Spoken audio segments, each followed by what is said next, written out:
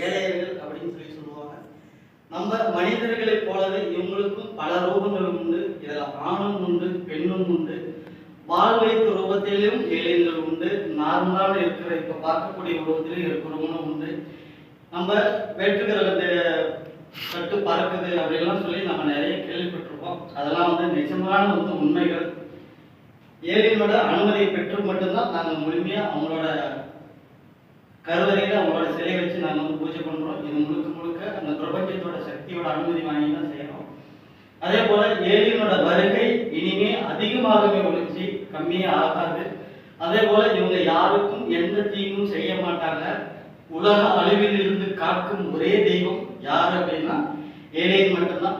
அவங்க கிட்ட அளவற்ற எனர்ஜி ஆற்றல் அவங்க கிட்ட நிறைய இருக்கு. அதை நிறைய கண்டுபிடிக்கிறதுக்கு உலகம்